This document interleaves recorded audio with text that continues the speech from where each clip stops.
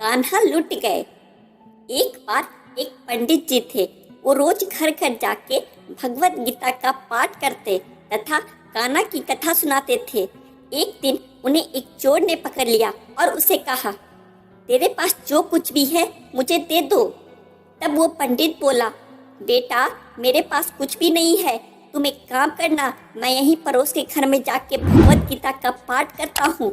वो यजमान बहुत दानी लोग हैं, जब मैं कथा सुना रहा हूँगा तुम उनके घर में जाके चोरी कर लेना।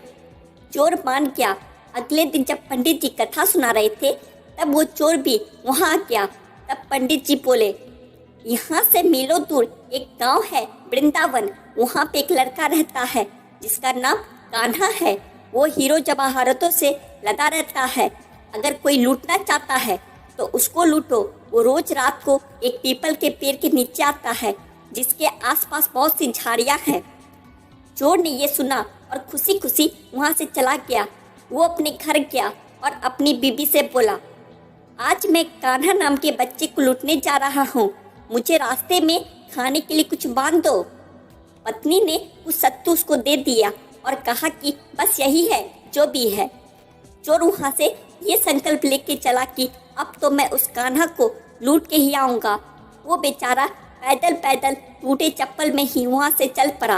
रास्ते में बस कान्हा का नाम लेते हुए वो अगले दिन शाम को वहाँ पहुँचा जो जगह उसे पंडित जी ने बताई थी। अब वहाँ पहुँच के उसने सोचा कि अगर मैं यहीं सामने खड़ा हो गया तो बच्चा मुझे देख के भाग जाएगा, तो मेरा यहाँ आना बेकार हो जाएगा। इसलिए उसने सोचा क्यों ना पास वाली झाड़ियों में ही छिप जाऊं। वो जैसे ही झाड़ियों में घुसा, झाड़ियों के कांटे उसे चुभने लगे।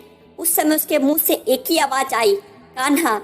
उसका शरीर लहूलुहान हो गया पर मुंह से सिर्फ यही निकला, ओ कान्हा आ जाओ। अपने भक्त की ऐसी दशा देख के कान्हा जी चल पड़े। तभी लक्ष्मी जी बोली, प्रभु कहाँ जा रहे हैं, वो आपको लूट लेगा। प्रभु बोले, कोई बात नहीं, अपने ऐसे भक्तों के लिए तो मैं लूट जाना तो क्या, मिट जाना भी पसंद करूँगा। और ठाकुर जी बच्चे का रूप बना के आधी रात को वहाँ आए। वो जैसे ही पेड़ के पास पहुँचे, चोर एकदम से बाहर आ गया और उन्हें पकड़ लिया और बोला, ओ कान्हा तूने मुझे बहुत दुखी किया है, अब ये चाकू देख रहा है ना, अब चुपचाप अपने सारे गहने मुझे दे दे। कान्हा जी हंसते हुए उसे सब कुछ दे दिए। वो चोर हंसी खुशी अगले दिन अपने गांव में वापस पहुंचा और सबसे पहले उसी जगह गया जहां पे वो पंडित जी कथा सुना रहे थे। और जितने भी गहने वो चोरी करके लाया था उनका आधा उसने पंडित जी के चरणों में रख दिया। जब पंडित ने पूछा कि ये क्या है, तब उसने कहा, आपने ही मुझे कान्हा का बता दिया था, मैं उसको लूट के आया हूँ और ये आपका हिस्सा है। पंडित ने सुना और उसे यकीन ही नहीं हुआ। वो बोला कि मैं इतने सालों से पंडिताई कर रहा हूँ, वो मुझे आज तक नहीं मिला, तो तुझ जैसे पापी को कान्हा कहाँ से मिल सकता है।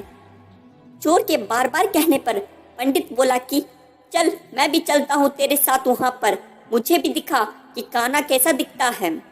और वो दोनों चल दिए। चोर ने पंडित जी को कहा कि आओ मेरे साथ यहाँ पे छुप जाओ। और कांटों के कारण दोनों का शरीर लहूलुहान हो गया और मुंह से बस एक ही आवाज़ निकली, कान्हा। ठीक मध्य रात्रि कान्हा बच्चे के रूप में फिर वहीं आए और दोनों झाड़ियों से बाहर निकल आए। पंडित की आंखों में आंसू थे, वो फूट फूट कर रोने लगे और जाके चोर के चरणों में गिर गया और बोला, हम जिसे आज तक देखने के लिए तरसते रहे, जो आज तक लोगों को लूटता आया है, तुमने उसे ही लूट लिया। तुम धन्य हो, आज तुम्हारी वजह से मुझे कान्हा के दर्शन हुए हैं, तुम धन्य हो। ऐसा है हमारे कान्हा का प्यार अपने सच्चे भक्तों के लिए, जो उसे सच्चे दिल से पुकारते हैं तो वो भागे भागे चले आते हैं। जय श्री कृष्णा।